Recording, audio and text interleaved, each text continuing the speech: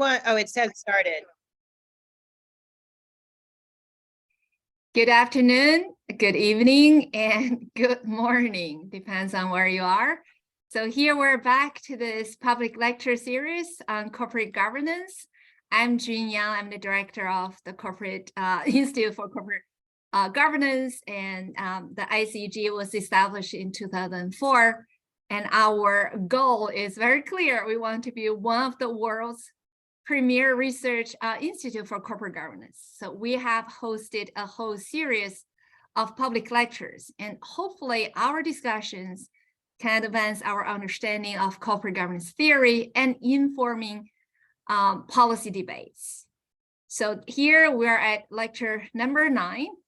The European Corporate Governance Institute, the ECGI, and IAU's Ostrom Workshop have kindly co-hosted the entire series. So here I want to say thank you to Elaine and Marco and my colleague, Scott Shackelford, specifically. So here I'm going to show you. Okay, so my slide doesn't turn. All right, let me see again. The past lectures in the last season, so we started with the ESG discussion, and then we jump into institutional investors' roles. We started with hedge fund activism and go to passive investors. And after that, we talk about the role of corporate boards. What's the conflict of interest potentially for independent directors? And we spent 3 lectures on data and technology. So that includes the challenges and opportunities provided by new technology and big data. And we go as far as to data governance itself. For this season, we're at number 2. Last month, we have covered insider trading and white-collar crime from reading the mind of insiders, why they do it. And today, we have Miriam covering the other side of the story from the public enforcement side. Why do they or don't they enforce? Why can they or cannot they enforce the laws? So this is a nice mini series on white collar crime and insider trading. So next month, we're going to have Corporate Governance in Turbulent Times by Margaret. And after that, we have exec compensation, climate risk, corporate culture, and sustainability. So I hope to see you more in the future. Without further ado, here I'm introducing the moderator for today, Todd Haugh. Professor Haugh is my colleague at Kelley School of Business, and he's associate professor of business law and ethics. Todd is a prolific scholar focusing on insider trading, white-collar crimes, thinking from all decision makers' perspective, including the people who commit crimes and the prosecutors. And Todd has many publications, and his pieces showed up in many blogs, as well as the popular news media outlets like New York Times, Wall Street Journal, Fox, Bloomberg News, USA Today, and so on. Todd won numerous research and teaching awards. Without further ado, Todd, the podium is yours. Thank you, June. So I am thrilled to be introducing our speaker for today, Miriam Baer, who is the Vice Dean and Centennial Professor of Law at Brooklyn Law School. I have had the great pleasure of knowing Miriam for some time, and I've also had the pleasure of following her incredibly thoughtful work for those many years that covers the areas of white-collar and corporate crime, corporate compliance, corporate governance, and criminal procedure. So over some 30 plus articles and book chapters published in just about every top journal out there, as well as in her forthcoming book, Myths and Misunderstandings in White-Collar Crime. Miriam has illuminated, theorized, deconstructed, and critiqued, I would say, almost every facet of white-collar and corporate, every facet of the white-collar and corporate criminal law world. Miriam is a graduate of Princeton University and Harvard Law School. And in her work, she draws from this deep practice background as a former federal prosecutor for the Southern District of New York, and as an assistant general counsel for compliance at Verizon. as well as from a range of academic appointments. So those include at her home institution of Brooklyn Law School, where among other things, she is the Associate Director of the Center for the Study of Business Law and Regulation, and also at other institutions such as NYU School of Law, Yale Law School, the Wharton's Zicklin Center, and the Safra Center at Harvard. This extraordinarily diverse set of experiences, I think, part of the reason that Miriam is able to unpack and so clearly articulate both the theoretical and the practical aspects of how criminal law, regulators, and business people interact. Not surprisingly, this has also made her a frequent media commentator in all the major news, major television, print outlets. And I'll also say, just as an aside, it also makes her one of the absolute best commentators on working papers, which she does with just exceeding generosity. So there are lots more accolades to list, but we only have so much time. So I'm going to end there, but I just want to connect a bit of what June said that relates back to our prior speaker, Don Langbort. So if you joined us last month, you'll know that we were discussing state of mind puzzles in insider trading. So we're going to continue that a bit with the theme of puzzles with Miriam's talk, but today the puzzle is broader. So how is it that white collar and corporate crime can be both over-criminalized and under-enforced at the same time? And Miriam's theory of gap minding and gap narrowing help explain this paradox, as well as provides an insight into how we can increase the public's trust in criminal law and corporate compliance, something that I think is front of mind for all of us that are interested in corporate governance. So with that, please welcome Miriam Baer. Okay, thank you so much. I think I'm going to try to share my screen here.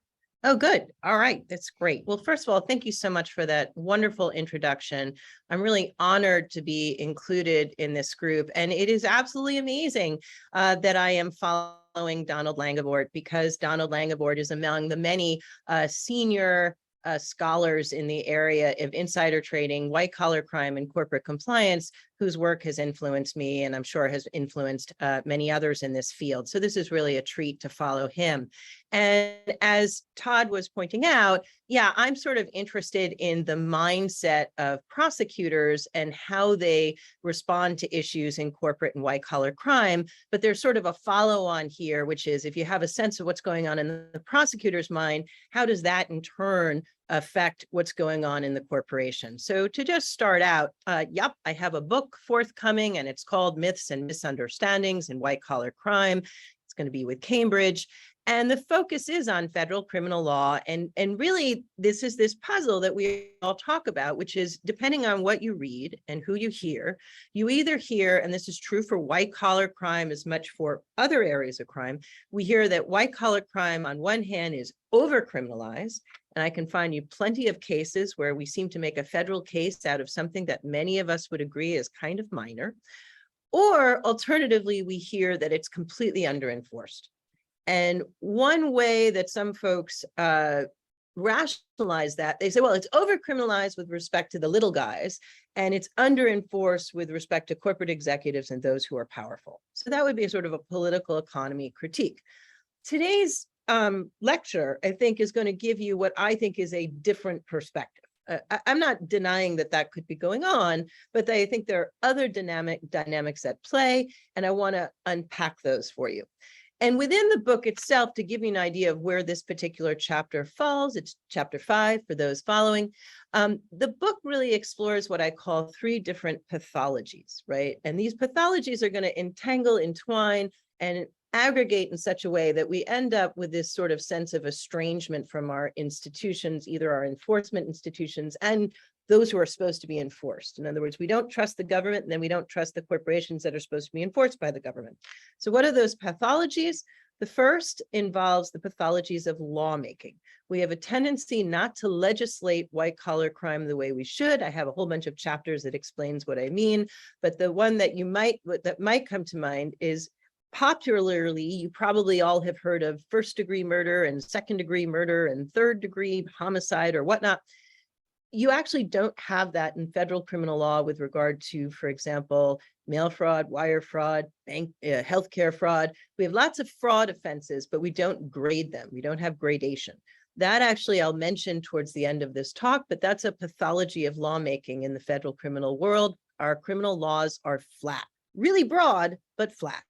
Okay, the second category of pathologies, which really this is what this chapter that I'm talking about brings up, are pathologies of enforcement, right? So that's what I'm interested in today.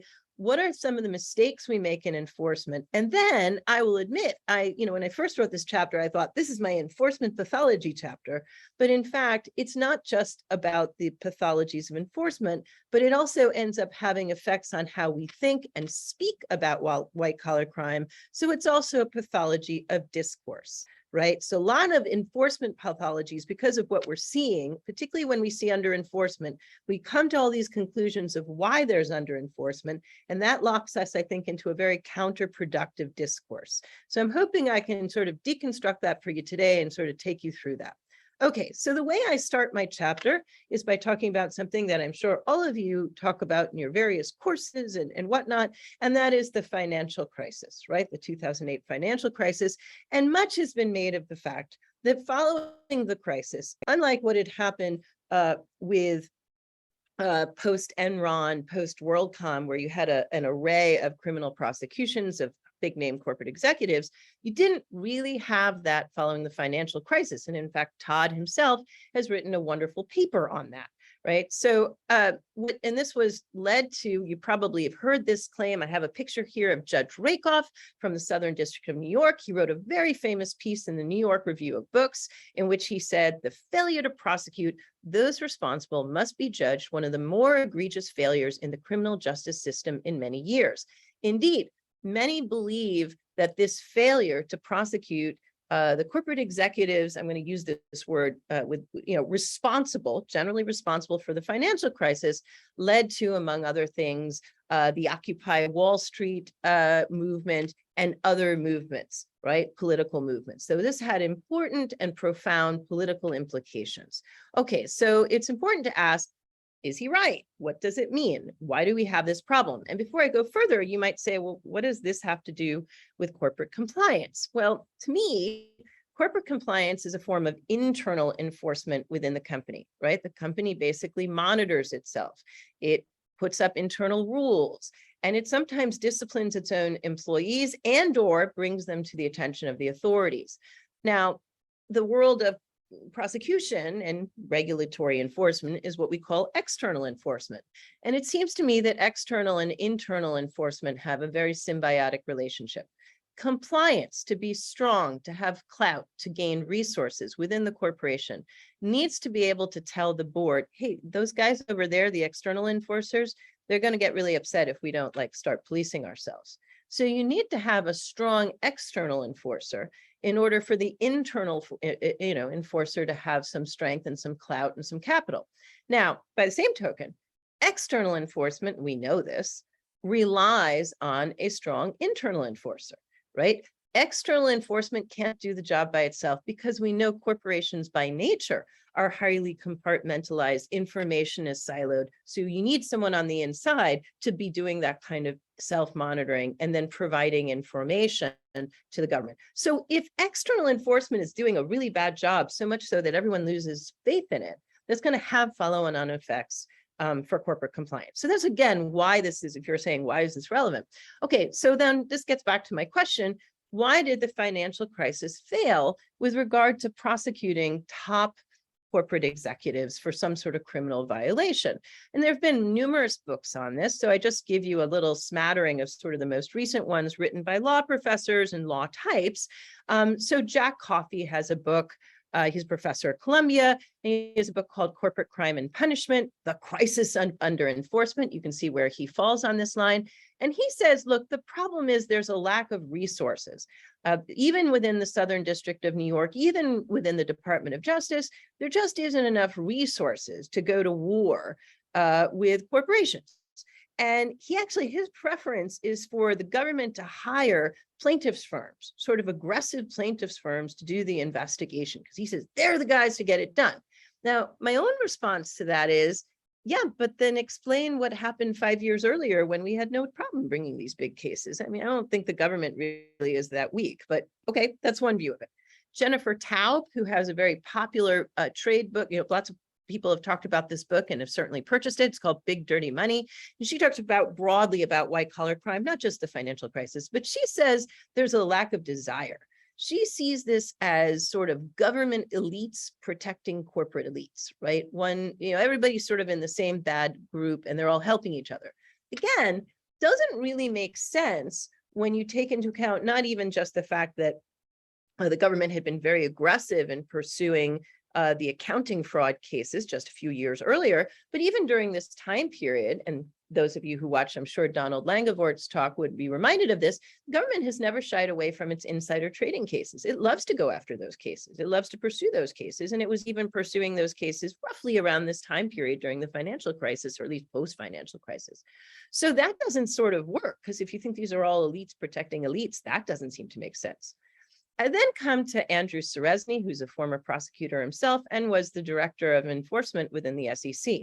He has a paper that's cited, and I have a quotation of his that's in my paper, in which he says, look, this was highly technical stuff and it might have just reflected really bad judgment.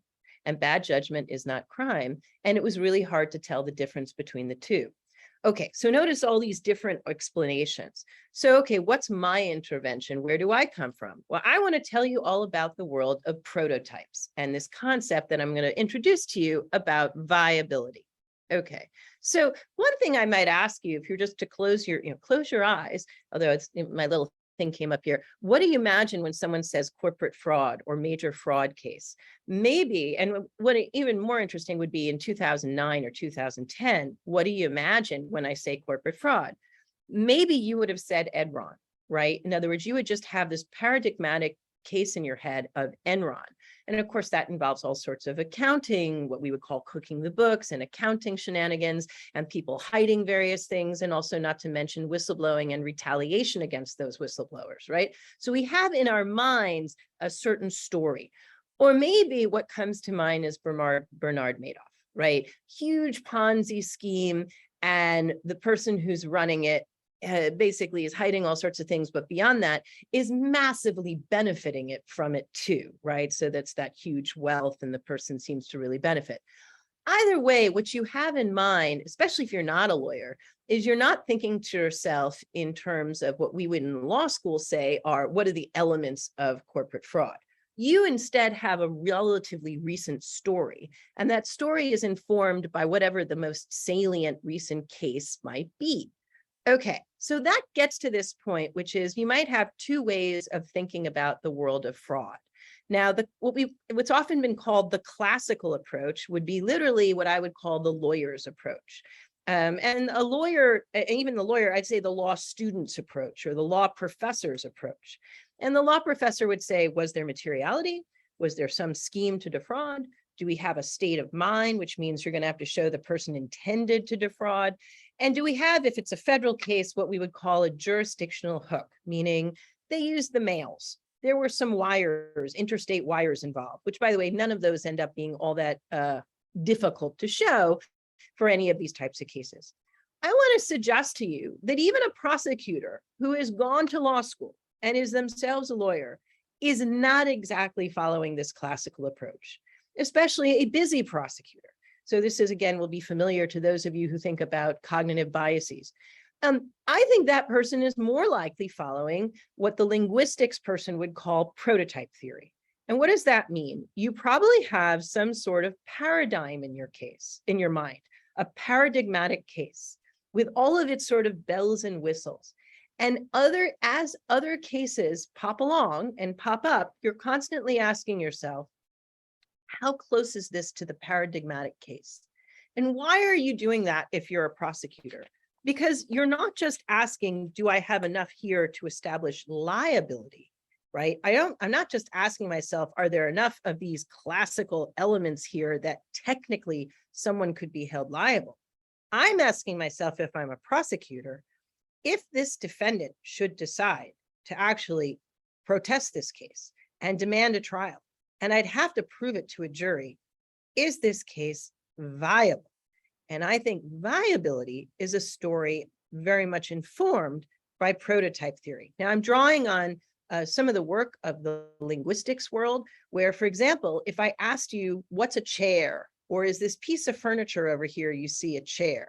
Again, a classical approach would be, well, a chair has a vertical plane and a horizontal plane. It has 4 legs. And then you spend all this time trying to decide, are there 4 legs? And what do we do with a bench?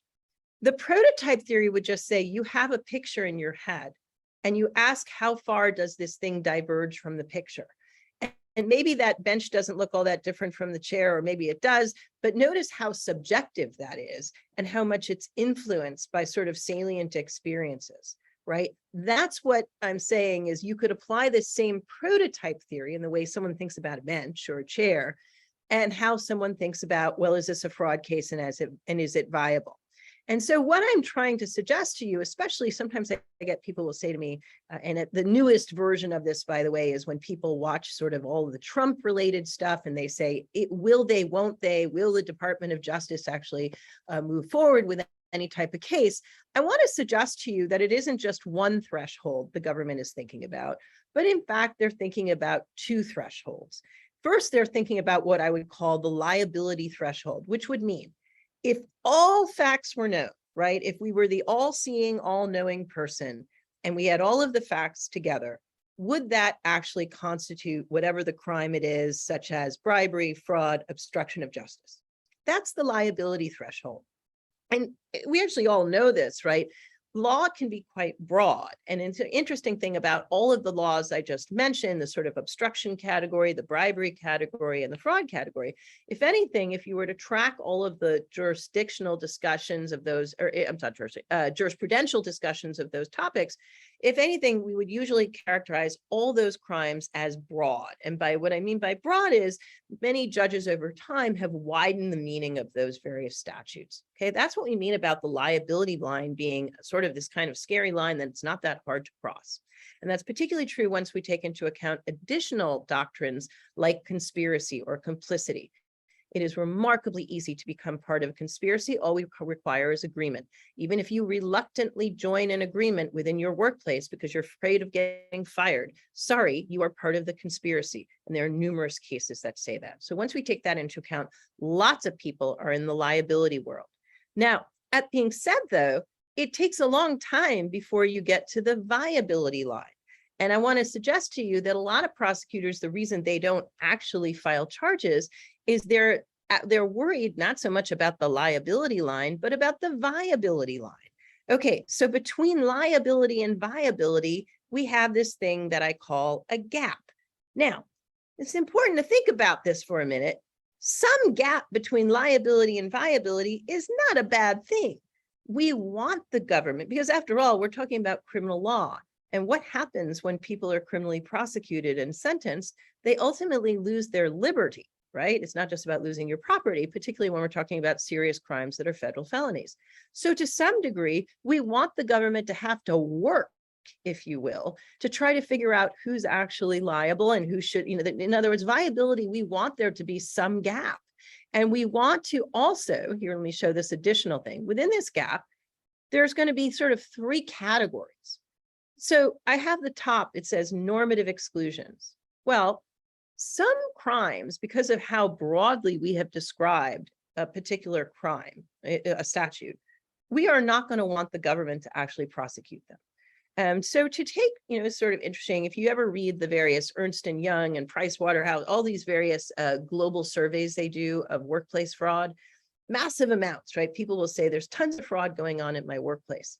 Interesting thing is it's unclear, do they mean, and then you have to sort of break it down and look at what they're really saying, because it could mean they're talking about what many of us would call petty fraud, right? If I know my employee is lying to the employer about the reason he took a car ride home, technically, I guess there's some way it would fall within a mail fraud or wire fraud statute, even because, say it came to several $1,000s. No one wants a federal prosecutor to actually prosecute that. Or I wouldn't say no one. I think very few people would want a federal prosecutor to waste their resources on that. So some of these cases that are in the gap are what I would call normative exclusions. Nobody wants the prosecutor to actually pursue those. Okay, let's put those to a side, bracket them. But then we've got serious stuff, right? Someone is bribing a foreign official in violation of the FCPA. Someone engaged in serious accounting fraud in the, say, 5, 6, 7 figures or much more, right? 9, 10 figures. Someone's involved in insider trading. All of those, what is the prosecutor worried about? Well, she's worried about there are going to be two types of cases. One type of case is what I call a non-viable case, that for whatever reason, you just aren't going to be able to prove it or not prove it easily. Something about that case will be too difficult to show to the jury to get the jury to accept that what happened. And usually that's because nobody is actually a smoking gun, and it will be exceedingly difficult to show what we would call the state of mind. So there's certainly going to be a certain number of just non-viable cases. But then there are other cases, what I would call pre-viable cases. What's a pre-viable case? That's a case I don't have enough evidence now, but I'd like to work on this case and develop the evidence. So here's the problem. Everything that's going on in this gap, we, the outsiders, we kind of don't know how many of these uncharged cases are normative exclusions, non-viable cases, and pre-viable cases, right? And, we want to give the government time to get those pre-viable cases over the viability threshold. That's a good thing. But on the other hand, we start to feel like chumps. While waiting for that to happen, it just seems like nothing's going on. That's when we begin to think, oh, were these always non-viable cases? Or did you just decide, prosecutor, to exclude all of them, right? That's where these three get entangled and we get upset and we get concerned. So here's a thing to think about these, I was saying these two lines, right? Because it's important to think the liability line is informed by law. It's a story of statutes and cases. It's fairly stable and it's fairly transparent. If you went to law school, you'd come out of there with a pretty decent feeling of what fraud is, right? By the way, more than welcome, would love to teach you, right? And it's set by the legislature, and it's also, tinkered with by judges. In other words, it's produced by multiple institutions. Okay, but what about the viability line? Well, the viability line is informed by experience. Whose experience? The prosecutor's experience. It's probabilistic, right? The prosecutor is asking herself, what is the chance that a defendant will actually push back, not plead guilty, and I'll end up with a jury? And obviously, by the way, that has to do with what is the chance that a jury will actually not buy this case. So all of that is sort of intertwined. It's subjective.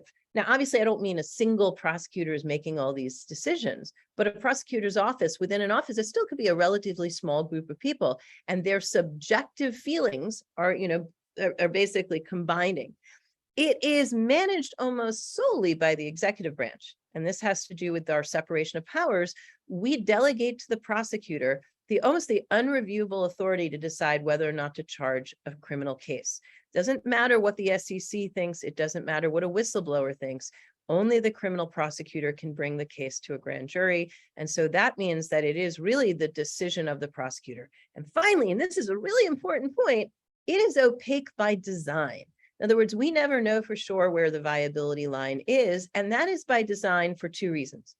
First, I do think there's sort of a behavioral component here, which is no prosecutor wants to admit to herself, much less, for example, to the legislature, for example, to Congress, I'm really risk averse. That's the last thing anyone actually wants to say out loud. So they will never say that. Instead, you'll hear these bromides, which is, we'd love to prosecute, we're investigating, we haven't given up, we're still looking for evidence. And that's what causes all of us out there in the world to sort of groan and say, I don't believe you, right? So that's number one reason for opacity. A second reason, though, goes to a real theory of deterrence, which is, it's good actually for us not to tell you where our viability line is anyway, because all you folks in corporate land will be uncertain.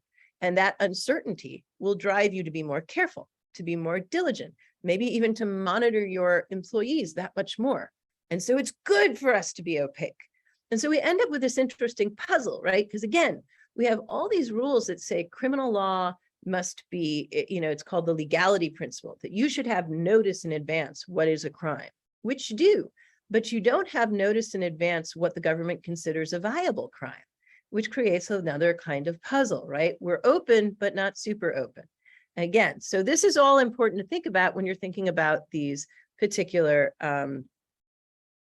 want to do that. Okay, now, these two lines. Now I want to point out also what's going, so there's two things going on both outside the gap. So again, to go back to, just your mental image, you can go back to this and you have this mental image. What's going on inside the gap? What's going on outside the gap? I've already alluded to this, but I'm just going to summarize it. Inside the gap. So you are that employee who managed to walk over the liability line because in a moment of impulse and weakness, you agreed to cover up certain frauds, or you agreed to obstruct justice by destroying certain documents and kind of stuff, right? Or you tried to help with a bribery, right? It was some sort of bribe. All that kind of stuff, are over the liability line. But so far as you know, you haven't gone to the viability line, right? Your case hasn't been made. You haven't been observed so far as you know. What are you going to do? Most people will spend a lot of time trying to avoid detection, right? That is the rational reaction unless we offer you some sort of amnesty. You do not want to get caught. Now, detection avoidance, we know, is very costly to the firm and to society because all that time that you're engaging in detection avoidance, first of all, you're not doing your real job. And second of all, detection avoidance itself can be costly. In other words, you double down and you do more frauds, or you threaten witnesses, all sorts of bad things you do. And that's why any type of deterrence theorists will say detection avoidance is bad. Now notice what else happens inside the gap, okay? Folks within the company notice that there are all these folks there who kind of violated crimes and violated laws, violated rules, and aren't being held accountable. Notice that also reduces incentives for voluntary compliance, right? Especially if compliance is costly. Now, obviously there are norms and maybe there are certain things I would never do because I'm just like a good person, but nevertheless, voluntary compliance ought to decrease on the margin if I see lots and lots of folks within that gap and it grows too deep and too wide. Okay, what about outside the gap, meaning folks not within the company, but just like they're sort of seeing this all happening? We already know this story because we saw this with the financial crisis. Support for government enforcement declines, but also we see private sector support declines. Why? Because we say the government's not doing its job and the folks it's supposed to actually police and hold accountable, they're not doing their jobs, so we don't trust anyone. That's not good for anyone, right? So that's what I want to convince you, which is if you agree with me so far that this gap thing could be a problem, okay, what's the conclusion? Well, one conclusion would be I don't want to let it, a modest gap might be a good thing, but an overly large gap is going to confuse the public, right? And I want to come up with some way then to deal with this gap. All right, so here's how I think the government manages its gap. So if I were to describe what the government does, I think the government does a whole bunch of gap minding, right? It mines the gap. It engages in all of these nice little programs to try to, if you think of these each person in the gap is a marble, I'm going to bring a couple of these marbles across the viability finish line. And how am I going to do that? Well, I'm going to have some whistleblowing programs. And you see this word qui tam, that's a particular type of lawsuit where we basically say to folks this is under what's called the False Claims Act, which is if your company, for example, is defrauding the United States and you have information about that and you bring a lawsuit and it turns out you were right, under a bunch of circumstances, you end up getting a nice payment. It's basically a form of a whistleblowing bounty. We also have just general whistleblowing programs. The SEC, for example, has one. And all of this is just a way of the government saying, give us information and we'll pay you something, right? That's an example of how you get a little bit of information and allows you to make some of these cases more viable. What else do we have? We have something called criminal cooperation, right? It goes back to the point of conspiracy. You might have 10 or 12 people who technically are members of a conspiracy. The most minor player, one of their ways to actually reduce their chances of punishment is to become a criminal cooperator. The government benefits by that, not only by the people it denominates cooperators, but there are a whole bunch of people who want to become cooperators who will actually meet with the government, provide them information.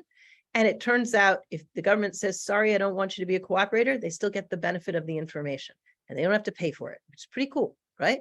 And then, of course, there's what many of you who are listening to this are familiar with is what we would call corporate compliance and cooperation, meaning the corporation itself, because it's so worried about what many of you probably are, some of you are familiar with, it's called respondeat superior, which is the very broad rule of law that basically says any corporation whose employee commits a crime within their apparent authority with an intention to help the company, which is a very broad kind of standard, corporation, that criminal liability can be imputed to the corporation. So what does the corporation do to reduce its liability and seek leniency? They develop compliance programs and they do everything possible to quote unquote cooperate with the government when they become aware that one of their employees or more of employees are violating law. All of these are types of programs where you have basically someone who's on the hook is trying to somehow gets either these are two, they're seeking leniency or someone's seeking money. Either way, the government gets enough information to bring a few cases to viability. Okay. And, this is my little thing. The important thing to remember is what does this have to do with my prototypes discussion earlier on? Well, say you've got a case that doesn't look like your paradigm. It looks kind of weird, kind of strange, and it doesn't have what we would call those badges of fraud. You don't have evidence that the defendant or your target, for example, made tons of money. You don't have them doing something that's so ridiculous in terms of their accounting that everyone would agree that's just ridiculous and this violates all sorts of rules. It's a little bit not so clear. That's where you want to have the undercover or the cooperator or the whistleblower who brings you that smoking gun. And it's the smoking gun that turns the ugly caterpillar into the nice butterfly of a case that's now viable. That's what makes it look more like the prototype. Okay, so that's sort of what all this gap minding is doing. It's plucking stuff out of the gap. Notice though, the gap still remains constant. Liability still is really broad. Viability is still really hard to prove. I'm just plucking a few things, a few cases from time to time. Okay, why is that a problem in my mind?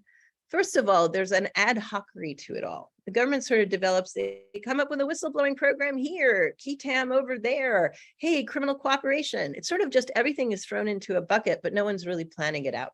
There's also a sort of distributive story here, which is something that probably would concern many of us, which is the folks who get the benefit of these whistleblowing bounties and cooperation agreements, and even corporate cooperation agreements. It certainly seems to depend on who your lawyer is. And that's something that should bother you if you think that, there's sort of windfalls being granted to folks who happen to have access to certain lawyers.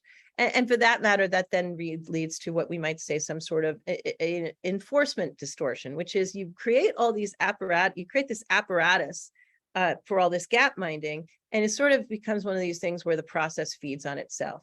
And so you end up developing this process for process's sake without asking, are you really making things better? Okay, so then if you were asking, well, what do you think? Do you have a better idea? Well, let me suggest to you, what if instead of gap minding, we tried to engage in gap narrowing? That didn't work quite as well as I wanted to on the slide, but we'll live. Okay, so the last part of the paper is admittedly very wonky, so I'll try not to spend too much time on it, but I came up with different ideas. And I'm sort of throwing them out there, but I'll tell you the one that I'm most interested in. So one idea was, what if you altered the liability threshold to make it somehow harder to commit the crime? Turns out that's kind of problematic for a bunch of reasons.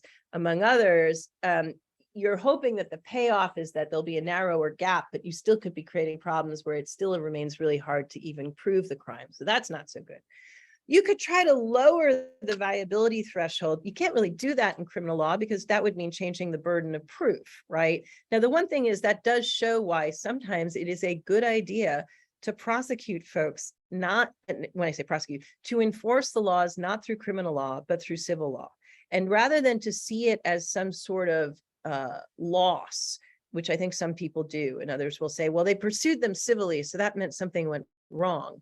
It's to actually embrace the fact that a lower burden of proof is valuable in these cases and can actually do quite a good job shaming corporations. And I think Purdue Pharma has an aspect of that. There was, civil liability plays a big role, particularly when it's coming through the attorneys general, state attorneys general.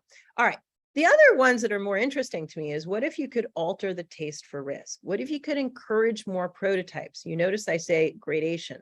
This goes back to my point that federal criminal law is very broad, but also flat. So we have this one thing called wire fraud.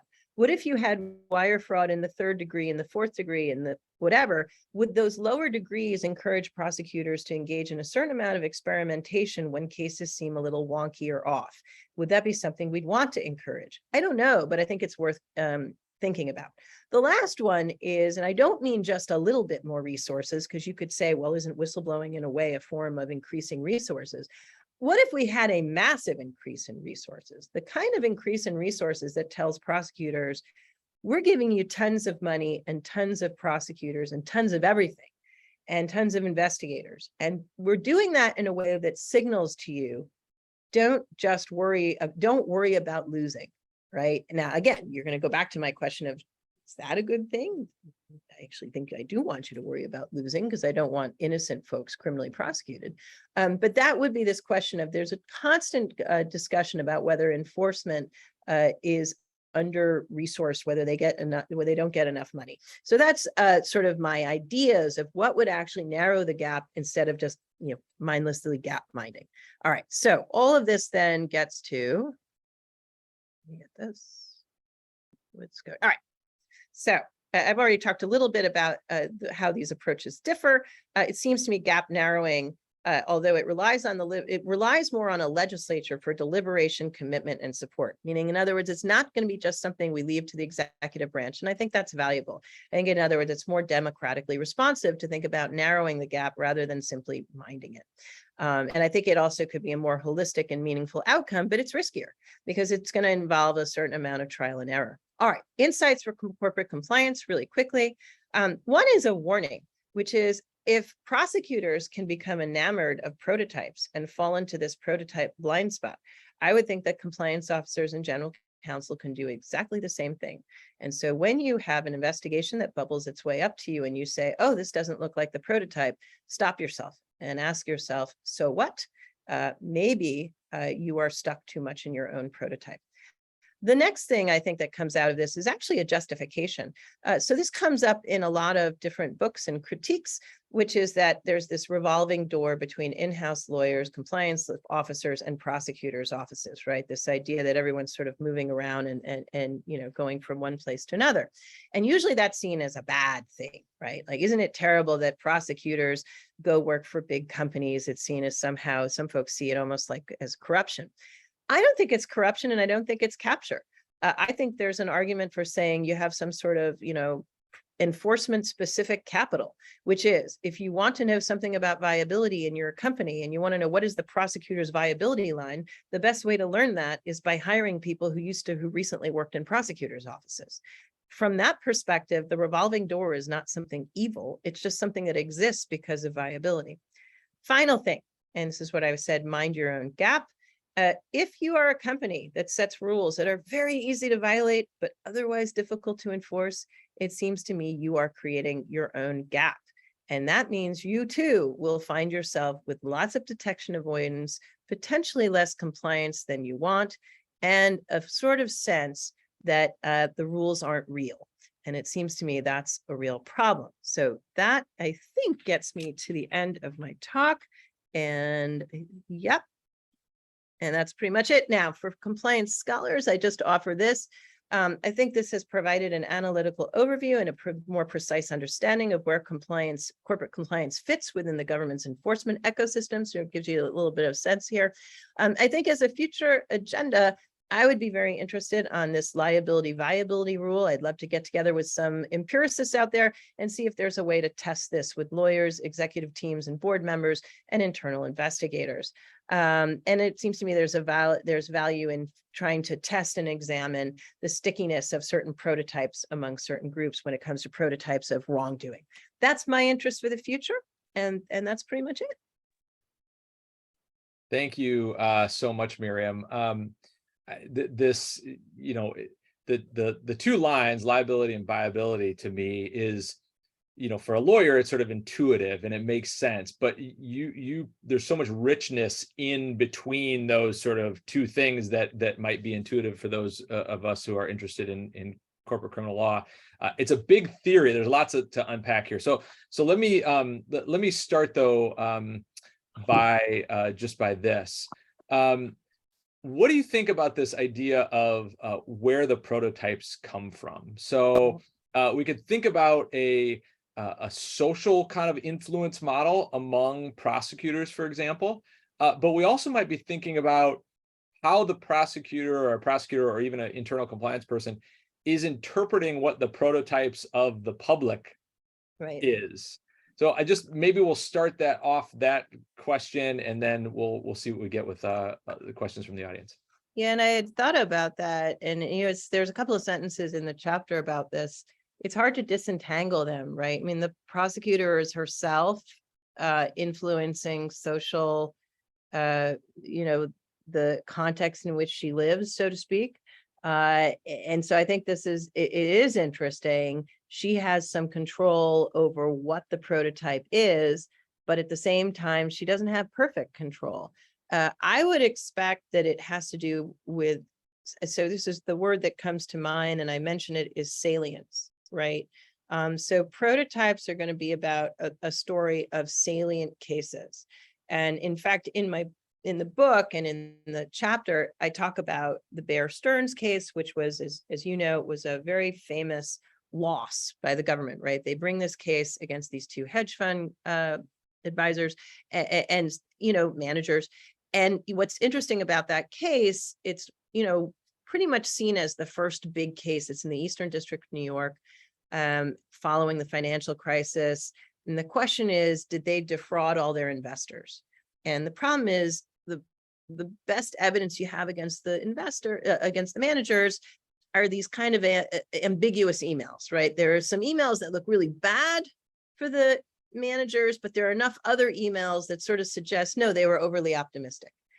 And that was all over the news. That loss was a huge, big deal.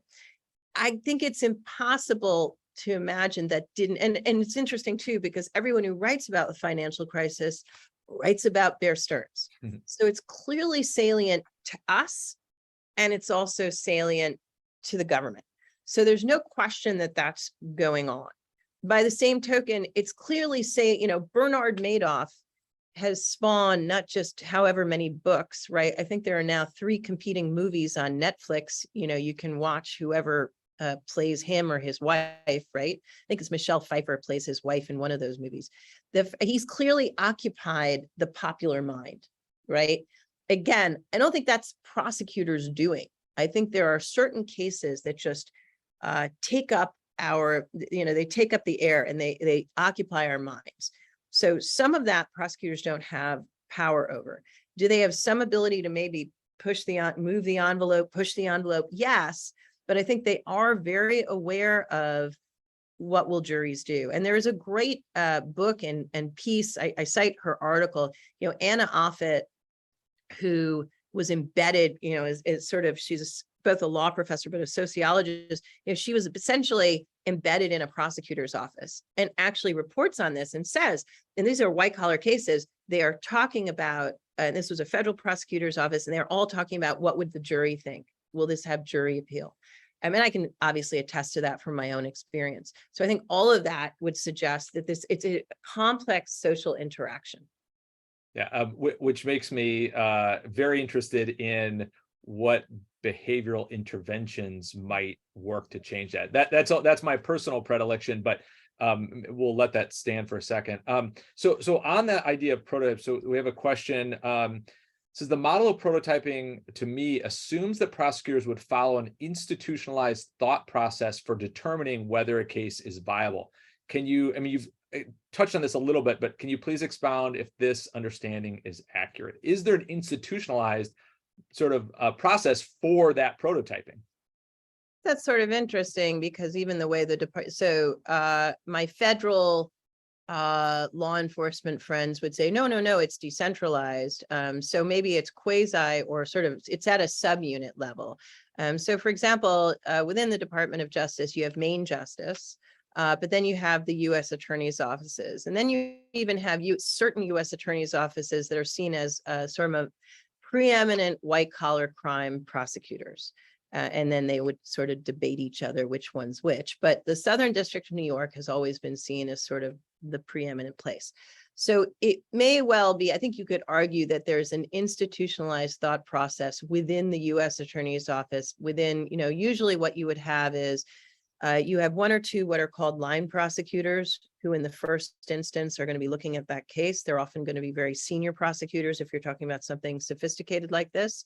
But then there's going to be a chief of that unit. There might be the U.S. attorney, him or herself, interested in it. So you're talking about what, I guess, would be like a control group of say 4 or 5 people. Now, obviously, for a case like this, would Main justice take an interest? Sure. In the same way, as I said, when we talk about the Trump case, you can see that obviously, or for example, the January 6th prosecutions, clearly that's a type of case that Main justice takes an actual, you would expect Merrick Garland is getting information and is interested in it. But it's hard to say, it's not necessarily institutionalized the way we might think of a corporation making an institutional decision. I still think it's going to be more of a collegial kind of discussion among 4, 5, or 6 people that then sort of bubbles up and bubbles down. Yeah. So not as formalized. Yeah, interesting. Back to your, empirical question about, does that change for prosecutions that come out of Main justice or particular groups, say antitrust or any kind of strike force? Again, you think about sort of back to the Enron days. I know that hard to know, but that's an interesting question. So let me jump to a question. This comes from April Sellers. She says, curious about the role of judges and juries in setting what's considered viable. She also says, fantastic talk, by the way. And so I'll echo that, but let me add a little bit to the question, which is, who is pulling the levers on liability and viability? You talked about that a little bit, but I wonder, and particularly about narrowing that gap, what Right. levers are being pulled? And I mean, who controls them? Because that really matters a lot, I think, for the practicability of it actually narrowing or not. Yeah, and this also is interesting because some of my critics will say, there's really no 2 lines, it's all the same thing, right? So some people are going to disagree with my attempt to say that, and then others say, no, I totally see that. So liability definitely, and I think you're answering this helps me say, no, they are different. Liability really is a story about legislation. First, at the very least, it's going to start with legislation, right? It's going to start with a statute. If a statute tells me, so for example, I cannot have federal criminal liability for mail fraud unless there's some use of the mails. It has to be some part of the scheme, right? If we engage in a mail fraud that just never, ever contemplates use of the mails, there's just not going to be mail fraud. That to me is an example of liability, and it's been put in place by Congress, right? And Congress can change that over time. In fact, so mail fraud is the first of the major fraud statutes. Actually, it was the False Claims Act, but then you get mail fraud in the 1870s, and then it changes over 1890s. But eventually in the 1940s, you get wire fraud, right? That's an example of Congress creating liability. Now, obviously, liability, because it's produced by the legislature, it's not like prosecutors don't have any role in that. In fact, prosecutors, especially federal prosecutors, are very, very sophisticated and effective lobbyists, right? So they can go to Congress and say, Congress, we need more liability. You need to pass a law that says there's something called honest services fraud, which they did. So certainly prosecutors have a role in that, in liability, and that they go to, but they notice they still have to go to Congress and say, Congress, pass this law. Now that judges play obviously a role as well, because they can, language is indeterminate. So they are able to, they play a role in deciding how broadly or narrowly we're going to interpret all these various elements, or whether even to imply an element. So for example, materiality is not actually found in the mail fraud statute or the wire fraud statute.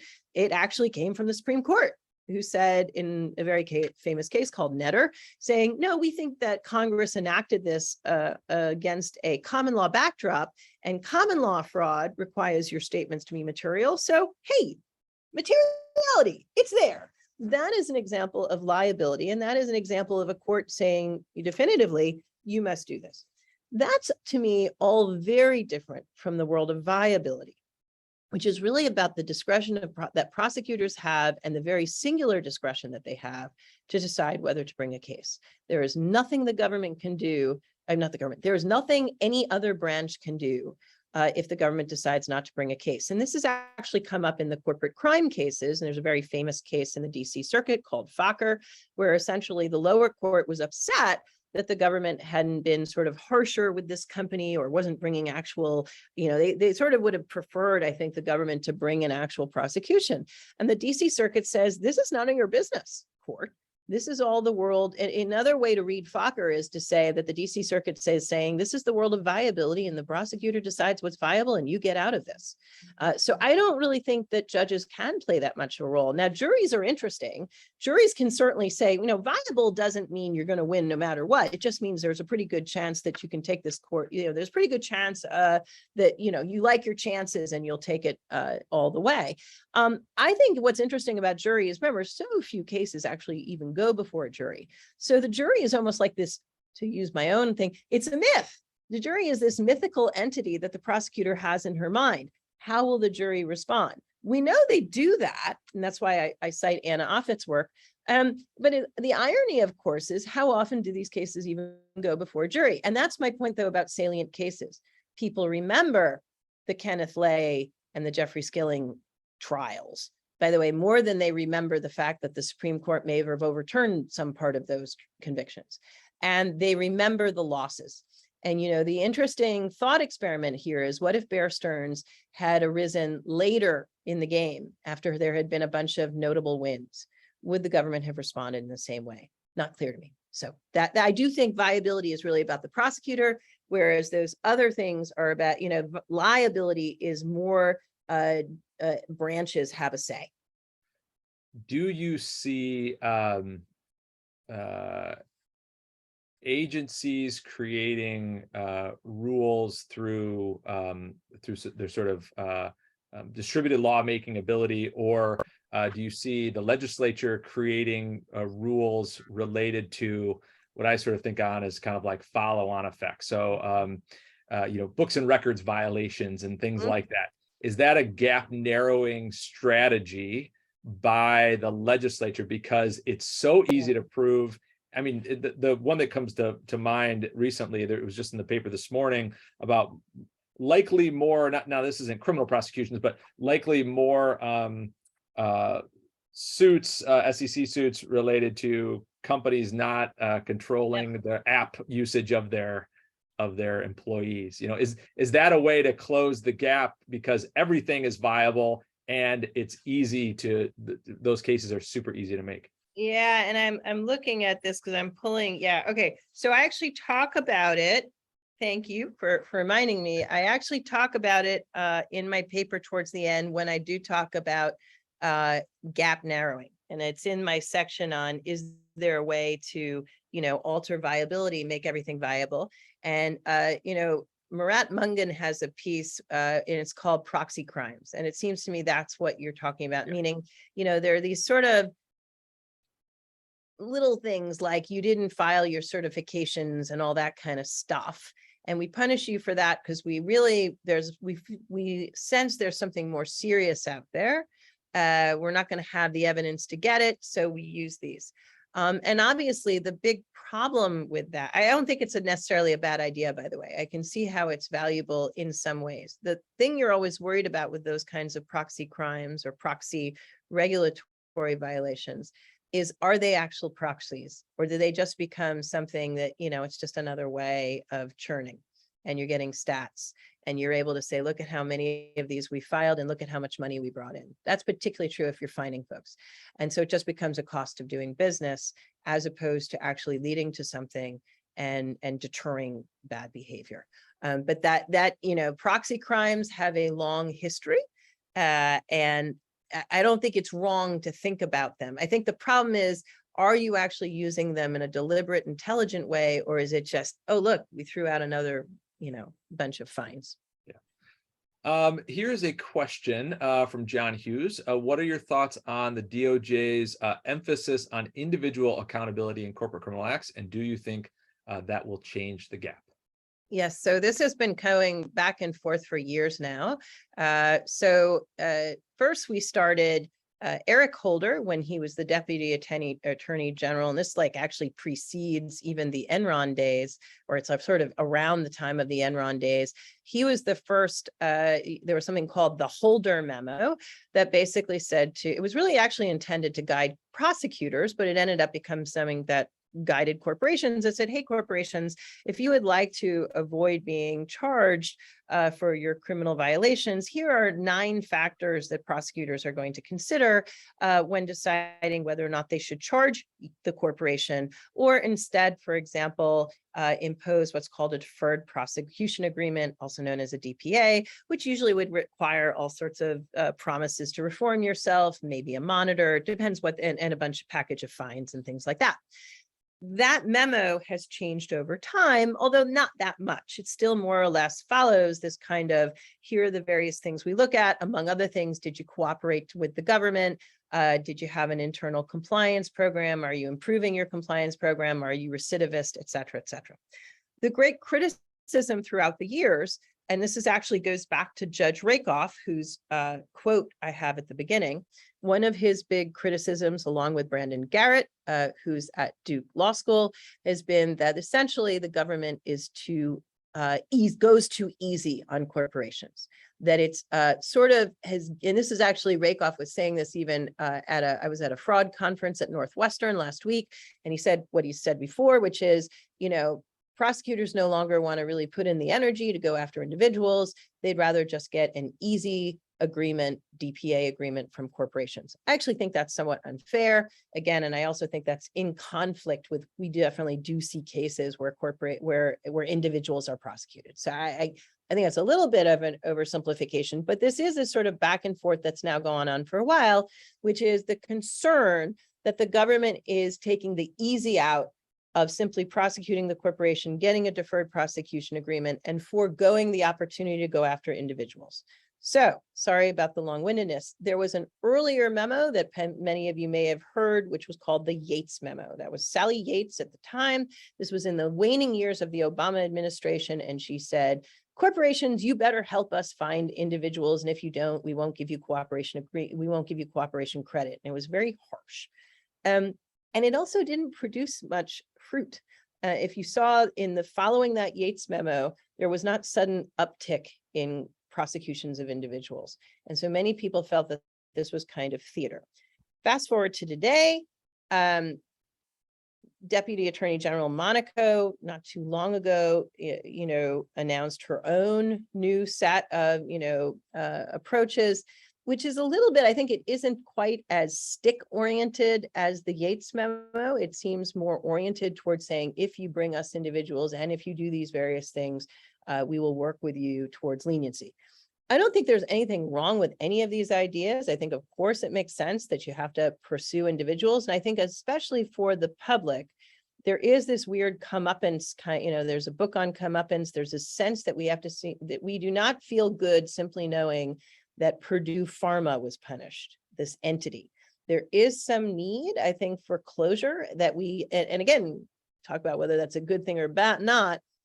I think there is a behavioral need to see, the top folks prosecuted. And when we see that they're not, we can't help but think, well, how could the entity be in trouble and be in that much trouble, and yet no human being has been prosecuted for this?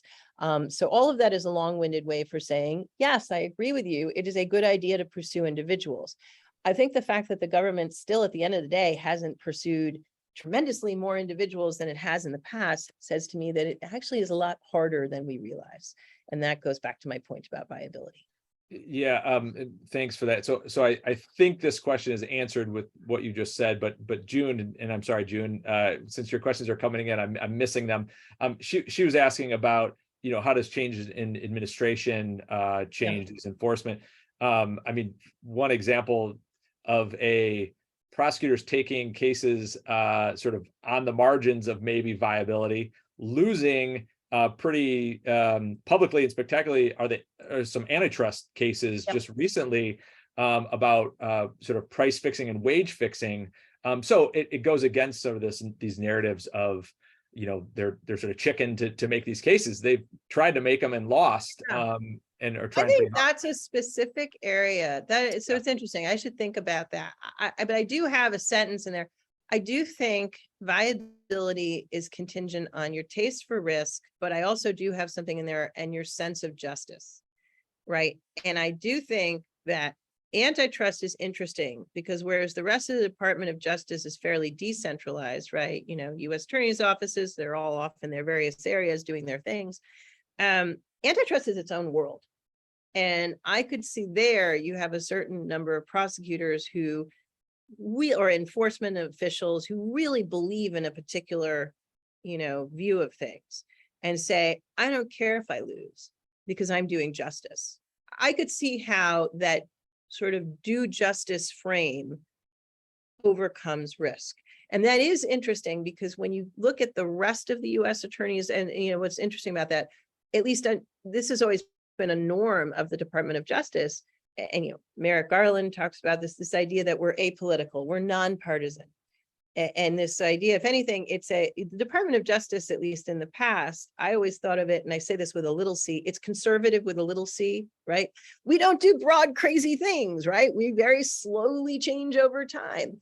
That doesn't really promote risk taking, but maybe in these sort of centralized area where everyone, you know, believes the same thing, you can get a different result. Let me ask I'm gonna sort of two questions. I think they're related. So June had asked a question about in finance research, scholars tend to use random assignments of judges to make causal claims about their findings, and sort of what's your view on that approach? But there's another question also that asks about sort of variability in the assessment of viability, and I'm thinking about how might you think about quantifying that, or you know, is there something that you have in mind about how we could actually test some of these things? And so maybe that ties in both those questions if I did it well. Well, this is why I'm so happy, among the other reasons you invited me, because I'm hoping I'll find empirical friends, but you know, to help test my theory. It seems to me so two possibilities. One, those kinds of judge tests, those are really helpful because judges, you know, you have a lot of judges who are receiving a lot of cases. So I assume that's why you can do the random tests, because you don't have small ends. One problem with prosecutors in the really big white collar cases is that a single case or single investigation, first of all, it's not transparent who works on the case. Right. So there's the line prosecutors, but some of them are coming in and coming out. And then there's the chiefs, and you don't know for sure who was chief during what time. And again, it's not all transparent, unlike where judges are assigned a case. We all know the date they were assigned the case. They know what happened to the case. You can sort of follow through. It's all public. And then you can just, you know, do whatever it is you want to test. I think it's much harder to do that in the prosecutorial world, and the ends are pretty low because you're talking about, I mean, even if you look at the corporate, you know, the financial crisis cases, it's not like there are tons of them. Yes, they're the small level stuff, but the big corporate executive stuff, you know, it could be, you're not going to have enough to really work with there if you're doing that kind of an analysis. I do like the idea, and I think, you know, when I think of what empirical work could you do to validate this? I would think you want to come up with vignettes and some sort of, you know, testing people to see how they respond to different vignettes. And then you can play with the vignettes to see where people put their viability line. And that might be amount of focus groups would work. And it would be useful to do that if you could do that with a population even of law students. That might be a useful enterprise. But I wait to hear from my empiricist friends. Well, you've certainly given us plenty of food for thought along that dimension and lots other. June, maybe I'll turn it back over to you for the final wrap up. Oh. Hang on, I think you're muted. Yep. All right, so I will share my last two slides for today. Okay. Thank you so much, Miriam. It's such a wonderful lecture. I've learned a lot. I did raise the question because in finance research, a lot of time, if you're looking at bankruptcy cases, and people tend to use that design random assignments of the judges, or in other countries, a random assignment of the courts. And the claim is if you have the random assignment, a lot of time, so the results can be causal. You could look at employment, you could look like your re-entry of Chapter 11 or become liquidate, entering Chapter 7. So it's used widely in finance, and many scholars debate whether this is a valid approach or not. So I think after hearing your lecture, maybe to a large extent, I think it's murky. It's not as clean as I thought before, right? So you're saying there's a team. It's sometimes hard to tease out which single decision maker is doing that. And we don't have random assignment either. You don't think we have random assignments? No. I can that one I can tell you it's not random. Okay, so I want to continue that discussion with you later because that's a key that affects maybe many dozens of publications in finance. What's the random It's assignment? not random for prosecutors. I say nothing about the other of what others are doing elsewhere. Okay, all right, because sometimes people talk about there is a pool, it's almost like a random draw, which prosecutor is going to be dealt with a particular case. That would be true if we were talking about something like a misdemeanors or we're talking about drug cases and just like low-level drug cases. If we're talking about high-level white-collar crime cases like these, it is not random. Yeah. Okay. And in fact, highly specific depending on the type of case, where it's brought, all kinds of things. And all right. negotiated. There will be various folks when it's a big case like this, if anything, there would be a negotiation of who's going to get what. Wow. So my colleague in the finance department, they had a recent work looking at hedge funds role. So even though those are distress cases or bankruptcy, but if hedge fund has a role, they tend to get the more lenient judges. So that's kind of where your point as to. So that's good against like status quo in the finance field, because for years we tend to believe the judge assignments are random. So my colleague said, look, this is not random. The hedge fund knew which judges are the good ones for them. All right, so this concludes the mini series on white collar crimes and insider trading. And thank you so much, Miriam. And I also want to thank Dan and Todd for moderating these events. And coming up, the next one is going to be corporate governance in turbulence times. This is more general talk of corporate governance. And following that is executive compensation discussion. So I'm going to try to turn it. I just want to say thank you for coming to our seminars. All the video slides and Q&As and Miriam's answers to the Q&As will be posted on our website and will be emailed to all registrants, hopefully in 1 week or about 10 days. And I want to thank again for the co-hosting of the ECGI and IU Ostrom's workshop. Thank you again. You have a wonderful day and a good night and a good morning if you're in Asia. All right, see you next time. Bye.